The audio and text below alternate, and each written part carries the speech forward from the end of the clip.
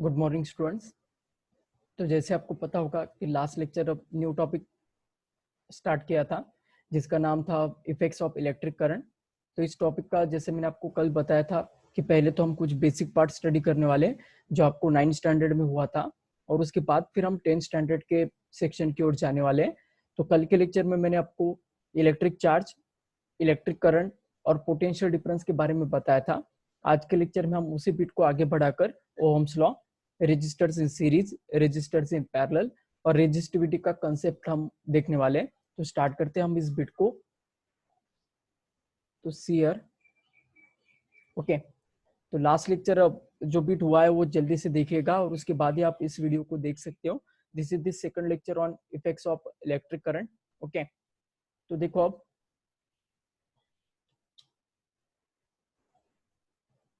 तो इस टॉपिक की टेबल ऑफ कंटेंट की ओर जाते हैं। देखो अब electric charge and current, potential difference, Ohm's law, heating effects of electric current and its application, natural magnet, electromagnet, electric motor and electric generator. So these are the table of content. So up to last lecture we completed electric charge and electric current, potential difference. Now in this lecture we will study Ohm's law, okay, and resistors in series and resistors in parallel. तो start करते हैं हम उस beat को। अब देखो electric current क्या होता है? The amount of charge flowing through a particular cross sectional area in unit time is called electric current. Okay, nothing but the rate of flow of electric charges is called as electric current. electric current का formula I is equal to Q by T होगा। I current है जो हम amperes में measure करते हैं, Q charge है जो हम कूलम्स में मेजर करते हैं, और T टाइम है जो हम सेकंड्स में मेजर करते हैं। तो 1 ampere is equal to 1 coulomb upon 1 second आ जाएगा। इसके बाद 1 एम्पियर का डिफिनेशन बताया था। If 1 coulomb of charge flows for 1 second in a wire then the amount of current is 1 ampere.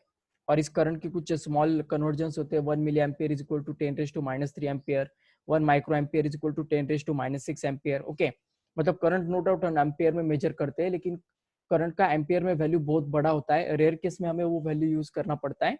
तो ज्यादातर हम करंट की छोटे वैल्यू को यूज करते हैं, जैसे milli ampere and micro ampere. उसके बाद इलेक्ट्रिक करंट जिस इंस्ट्रूमेंट से हम मेजर करते हैं उसका नाम एमीटर है, और वो हमेशा हम सीरीज में कनेक्ट करते हैं विद द सर्किट। ओके, जहां पर हमें करंट मेजर करना है उस पॉइंट पर हम वो सीरीज में कनेक्ट करते हैं। इसके बाद नेक्स्ट बिट पढ़ाया था मैंने आपको पोटेंशियल डिफरेंस। पोटेंशियल डिफरेंस को हम V से डिनोट करते हैं और उसका डेफिनेशन है the amount of work done required to unit positive charge to move from one point to another point is called potential difference. Potential difference को V से डिनोट करते हैं। इसका फॉर्मूला आएगा work done upon charge, so V is equal to W by Q, और इसका unit आएगा volt. So 1 volt is equal to 1 joule upon 1 coulomb. उसके बाद 1 वोल्ट का डेफिनेशन। उसके बाद पोटेंशियल डिफरेंस जिस इंस्ट्रूमेंट से हम मेजर करते हैं उसे वोल्ट मीटर कहा जाता है, और वो हमेशा हम पैरेलल में कनेक्ट करते हैं जो 2 पॉइंट के अक्रॉस हमें मेजर करना है। ओके, तो इसके बाद अब सबसे इंपॉर्टेंट बिट है इस टॉपिक का जिसका नाम है ओहम्स लॉ। साइंटिस्ट ओहम्स ने बताया हुआ ये लॉ है, ये आपने स्टडी किया होगा। ओके, इसका स्टेटमेंट मैं रीड करता हूँ। The electric current flowing in a metallic conductor is directly proportional to potential difference applied between its terminals provided physical conditions of the conductor such as length, area, material and temperature remains constant. Okay, मतलब क्या कहता है ये law? देखो अब जो भी electric current flow हो रहा है किसी कंडक्टर के अंदर वो डायरेक्टली प्रोपोर्शनल होता है उसके अक्रॉस अप्लाई होने वाले पोटेंशियल डिफरेंस के साथ। अब पता है आपको पोटेंशियल डिफरेंस कौन प्रोवाइड करता है? लास्ट लेक्चर में मैंने आपको बताया था बैटरी और सेल पोटेंशियल डिफरेंस प्रोवाइड करने का काम करता है। तो किसी भी वायर के अक्रॉस अगर हम बैटरी या फिर सेल अप्लाई कर देते हैं तो at that time potential difference की वजह से उस वायर में करंट पास होता है। ओके, तो जितना हम पोटेंशियल डिफरेंस बढ़ाने वाले उतना ही करंट बढ़ता है, और जैसे जैसे हम पोटेंशियल डिफरेंस कम करते चले जाते हैं करंट भी कम होता है। इससे क्या समझ में आता है हमें कि अगर हम पोटेंशियल डिफरेंस को बढ़ाते हैं तो करंट बढ़ता है। ओके, और अगर हम पोटेंशियल डिफरेंस को कम कर रहे हैं तो करंट कम हो रहा है। मतलब पोटेंशियल डिफरेंस V और करंट I एक दूसरे को कैसे प्रोपोर्शनल है? Directly. So this is called the Ohm's law. लेकिन ये डायरेक्टली प्रोपोर्शनल तो है, लेकिन कुछ कंडीशन में ही ये फिनोमिनन एप्लीकेबल है, और वो कंडीशन क्या है? LAMT, शॉर्ट फॉर्म याद रखना, लेंथ, एरिया, मटेरियल, टेम्परेचर।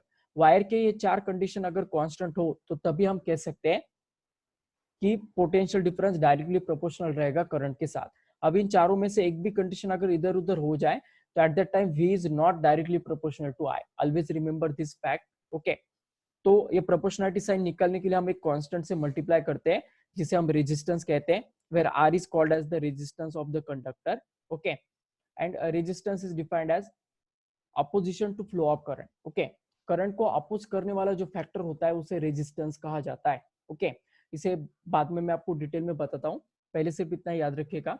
अब इस R का फॉर्मूला क्या आएगा? V by I. ओके, तो R मतलब रेजिस्टेंस है जिसे हम ओम्स में मेजर करते हैं. ये ऑक्टोपस जैसा साइन जो नजर आ रहा है आपको, इसे ओम कहा जाता है और ये सिंबल है रेजिस्टेंस का. सो ऐसा यूनिट ऑफ रेजिस्टेंस आ जाएगा ohm. So 1 ohm is equal to 1 volt upon 1 ampere आ जाएगा. ओके, तो देखो अब according to Ohm's law V is equal to क्या होता है? IR. R is equal to क्या होता है? V by I. और I इज इक्वल टू क्या होगा? V by R.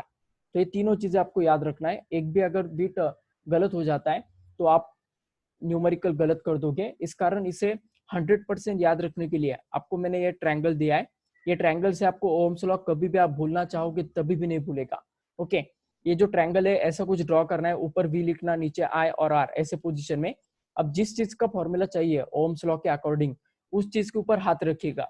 ये ट्रायंगल आप नोटबुक में निकालिएगा और जिस चीज का फॉर्मूला चाहिए उस चीज पर हाथ रखिएगा. जैसे मैं I पर अगर हाथ रखता हूँ तो I का फॉर्मूला क्या मिलेगा? V by R. आ रहा है समझ में?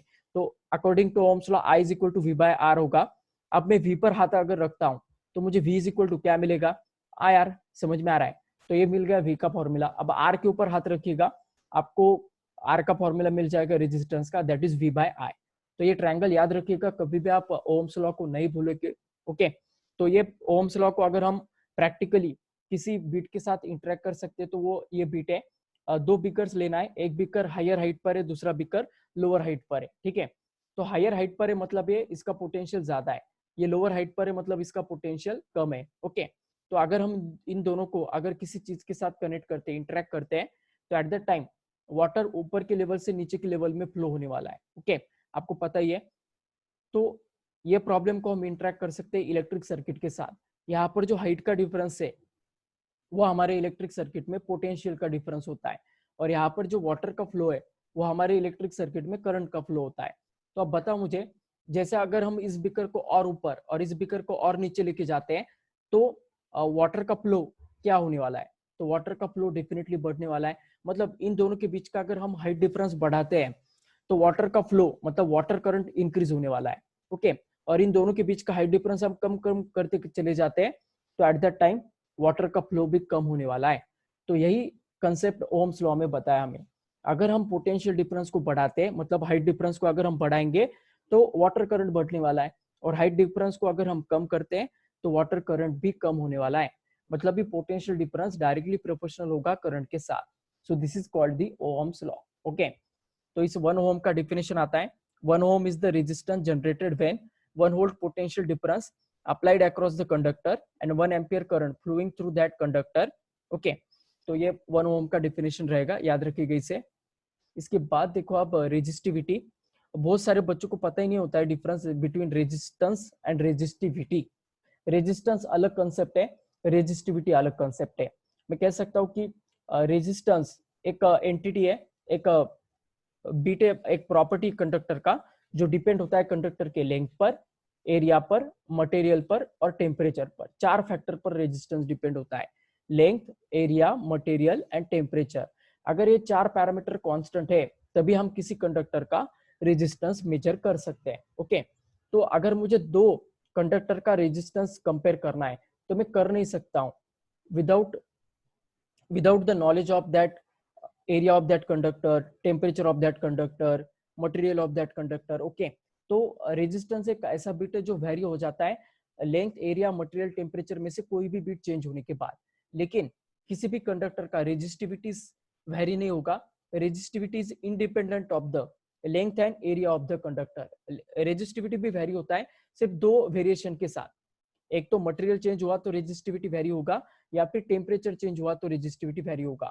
लेकिन लेंथ और एरिया कितना भी चेंज करो मटेरियल का, रेजिस्टिविटी चेंज होने वाला है नहीं. ओके, जैसे आपको पता होगा resistance of the conductor depends on length, area, material and temperature.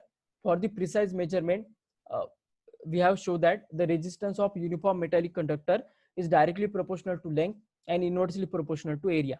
कुछ एक्सपेरिमेंट के बाद हमें पता चल गया कि रेजिस्टेंस एक डायरेक्टली प्रोपोर्शनल होता है लेंथ के साथ और इनवर्सली प्रोपोर्शनल होता है एरिया के साथ। ओके, तो इन दोनों प्रोपोर्शनलिटी को अगर हम कंबाइनली लिखते हैं तो कुछ ऐसा आ जाएगा, resistance is directly proportional to length and inversely proportional to area. Okay, तो ये प्रोपोर्शनलिटी साइन निकाल कर हम उसकी जगह एक कांस्टेंट से मल्टीप्लाई करने वाले और वो कांस्टेंट का नाम रहेगा रो, RHO इसका प्रोनाउंसिएशन है। और इस रो को कहा जाता है constant of proportionality and it is also called as the resistivity. Okay, तो इस रो को रेजिस्टिविटी कहा जाता है। तो ये कंबाइंड फॉर्मूला बन जाएगा रेजिस्टेंस का, R is equal to rho into L by A, और रो का फॉर्मूला मिल जाएगा हमें RA बाय L। ओके, तो अगर हम इसके ऐसा यूनिट पुट करते हैं, रेजिस्टेंस का ओम, एरिया का मीटर स्क्वायर और लेंथ का मीटर, तो मीटर मीटर कैंसिल हो जाएगा और रेजिस्टिविटी का ऐसा यूनिट मिलेगा ओहम मीटर। ओके, तो resistance resistivity rho is equal to आ जाएगा R। ओके, तो ये एक कंडक्टर है, हमें अब रेजिस्टिविटी को डिफाइन करना है। आपको याद आ रहा होगा मैंने यूनिवर्सल ग्रेविटेशनल कांस्टेंट को कैसे डिफाइन किया था। उसके लिए भी मैंने आपको एक कंडीशन दिया था, एक एग्जांपल दिया था, और उस एग्जांपल के वैल्यू पुट करके मैंने यूनिवर्सल ग्रेविटेशनल कांस्टेंट का डेफिनेशन आपको बताया था। तो वही कंसेप्ट हमें यहाँ पर यूज करना है। यहाँ पर हमें एक कंडक्टर लेना है जिसका एरिया 1 मीटर स्क्वायर हो और उसका लेंथ लेना है जो 1 मीटर हो। ओके, तो एट दैट टाइम अगर हम इसका रेजिस्टिविटी मेजर करते हैं तो वो क्या आएगा हम देखते हैं। रेजिस्टिविटी का फॉर्मूला RA बाई L है। अब इस गिवन कंडक्टर का एरिया 1 मीटर स्क्वायर है और लेंथ 1 मीटर है, तो दोनों डेटा हम पुट कर रहे हैं तो हमें क्या मिल रहा है, resistivity is equal to resistance. Okay, तो रेजिस्टिविटी दूसरा तीसरा और कोई नहीं होता है, रेजिस्टेंस ही होता है कंडक्टर का। लेकिन उसे कब मेजर किया जाता है, जब वायर का एरिया 1 मीटर स्क्वायर हो और लेंथ 1 मीटर हो। तो अगर इस कंडीशन में अगर हम रेजिस्टेंस मेजर करते हैं, कब, जब वायर का एरिया 1 मीटर स्क्वायर हो और लेंथ 1 मीटर हो, तो एट दैट टाइम जो रेजिस्टेंस होता है वायर का, उसी को रेजिस्टिविटी और स्पेसिफिक रेजिस्टेंस कहा जाता है। बस यही डेफिनेशन है रेजिस्टिविटी का जो नीचे दिया है। Resistivity of conductor is defined as resistance of a conductor measured when wire having unit cross sectional area and unit length. Unit मतलब 1। ओके, तो रेजिस्टिविटी और रेजिस्टेंस के बीच का फर्क समझ में आ गया आपको। बहुत कंसेप्चुअल पार्ट है ये आपको 9th स्टैंडर्ड में हुआ है, लेकिन आपका इतना लॉजिक लेवल होता नहीं है कि आप इस कंसेप्ट को अच्छे से स्टडी कर सकोगे। इस वजह से मैं ये आपको फिर से ले रहा था। रेजिस्टेंस एक ऐसा एंटिटी है जो length, area, material, temperature vary होने से चेंज होता है। लेकिन रेजिस्टिविटी एक पर्टिकुलरली रेजिस्टेंस ही होता है, लेकिन उसे कब मेजर किया जाता है, जब वायर का एरिया 1 मीटर स्क्वायर हो और लेंथ 1 मीटर हो। तो ये डिफरेंस है between resistance and resistivity. Okay, इसके बाद द नेक्स्ट बिट है resistors in series and resistors in parallel. Consider 3 resistors R1, R2 and R3 are connected one by one after one in series combination as shown in figure across a battery having potential difference V. Okay, तो इस battery की वजह से इसके अंदर current pass होने वाला है। तो ये करंट जो रहता है वो सीरीज कॉम्बिनेशन में कांस्टेंट रहता है। Always remember, current in series combination is constant.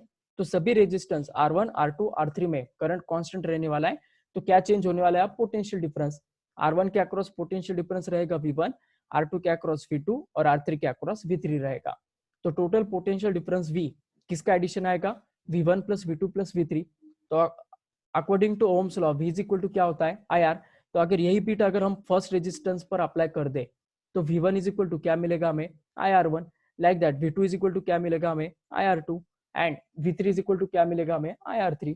आ रहा है समझ में। तो ये तीनों वैल्यूज लेकर हमें V1, V2, V3 के इक्वेशन 1 में सब्स्टिट्यूट करना है। तो क्या मिलेगा हमें, IR1 plus IR2 plus IR3। Okay, यहाँ पर IR3 है, तीनों में से I को कॉमन आउट किया और ये जो टोटल पोटेंशियल डिफरेंस है V, इसकी जगह हम total current I into total resistance RS से रिप्लेस करने वाले हैं। इस पूरे कॉम्बिनेशन का, सीरीज कॉम्बिनेशन का जो रेजिस्टेंस है उसे हम कंबाइंडली RS से डिनोट कर रहे हैं। RS stands for equivalent resistance in series combination. तो I into RS is equal to I in bracket R1 plus R2 plus R3 आएगा, I कैंसिल हो जाएगा और फाइनली हमें रेजिस्टर्स इन सीरीज का फॉर्मूला मिलेगा RS is equal to R1 plus R2 plus R3। Okay, तो क्या कहा है देखो आप यहाँ पर कंसेप्ट पार्ट।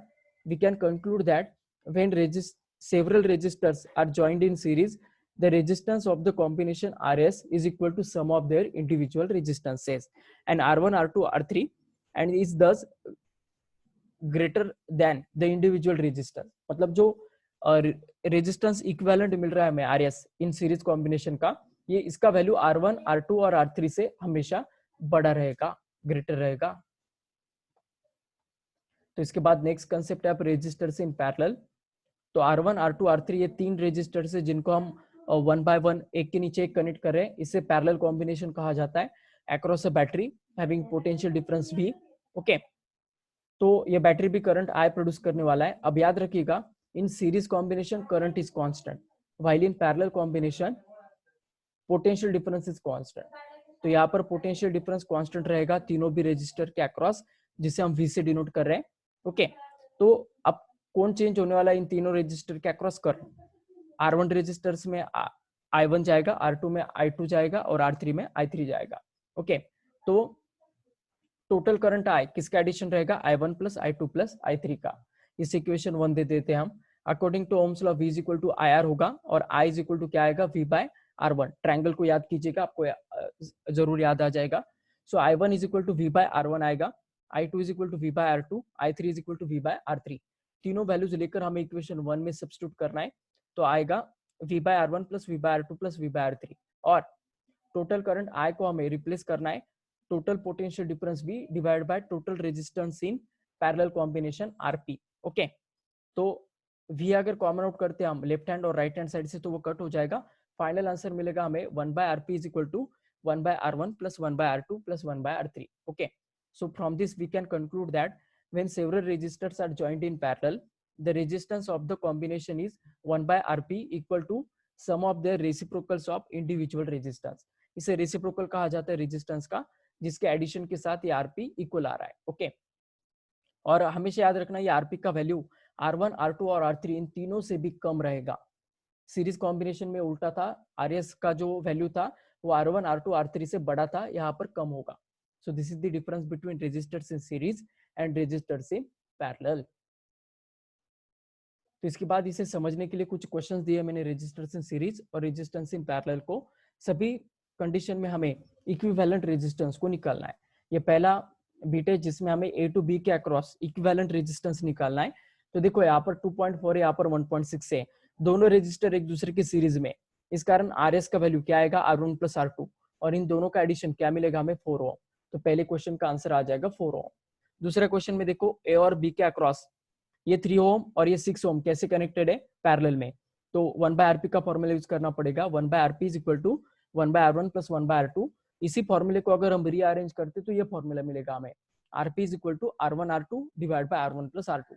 ये फॉर्मूला तभी यूज करना जब दो रजिस्टर्स पैरेलल में हो तो। ओके, और जस्ट वैल्यू पुट कर दिया, R1 का 3 और R2 का 6, तो 3 इंटू 6 डिवाइड बाय 3 प्लस 6, तो आंसर आ जाएगा 18 बाय 9 दैट इज 2 ओहम। तो ये सेकंड क्वेश्चन का आंसर होगा। थर्ड क्वेश्चन है सी, ए और सी के अक्रॉस तीन रेजिस्टर्स पैरेलल में 5 ओम 10 ओम एंड 15 ओम। तो यहाँ पर हमें हमारे कन्वेंशनल फॉर्मूले से ही आंसर निकालना पड़ेगा। 1 by RP is equal to 1 by R1 plus 1 by R2 plus 1 by R3। तो आंसर आएगा इसका 1 by 5 plus 1 by 10 plus 1 by 15। तो इसको एलसीएम मेथड से सॉल्व किया है तो फाइनल आंसर आ जाएगा 6 plus 3 plus 2 divide by 30। LCM method मतलब तीनों का भी बेस सेम करना, तो तीनों को बेस को सेम किया तो वो 30 आ जाता है, और ऊपर इसका आंसर आ जाएगा 11 बाय 30, लेकिन उसे लास्ट स्टेप में उल्टा करना पड़ता है क्योंकि ये वैल्यू 1 बाय RP का है। ओके, हमें किसका वैल्यू चाहिए? RP का, इस कारण लास्ट स्टेप में से 11 बाय 30 को 30 बाय 11 करना पड़ेगा, तो ये आ जाएगा हमारा फाइनल आंसर। अब क्वेश्चन नंबर डी है, जो कॉम्बिनेशन इसमें रेजिस्टर्स इन सीरीज भी है और पैरेलल भी है। ये जो दो रेजिस्टर है 6 ओम और 3 ओम, ये पैरेलल में है और इनका पैरेलल कॉम्बिनेशन 2 ओम के साथ सीरीज में। ओके, तो इसे कॉम्बिनेशन अरेंजमेंट कहा जाता है सीरीज और पैरेलल का। तो देखो अब 6 ओम और 3 ओम अगर हम पैरेलल में कनेक्ट करते हैं तो इसका आंसर क्या आता है? 2 ओम। ये हमें पहले ही निकाला है, तो हमें इन दोनों रेजिस्टर को रिप्लेस करके उसके इक्विवेलेंट रेजिस्टेंस से रिप्लेस करना है जो 2 ओम है, और ये 2 ओम इन दोनों का रिजल्टेंट इस 2 ओम के साथ सीरीज में, इस कारण ये 2 ओम और ये 2 ओम दोनों का एडिशन आ जाएगा 4 ओम। तो इस सर्किट का रिजल्टेंट आंसर आ जाएगा 4 ओम।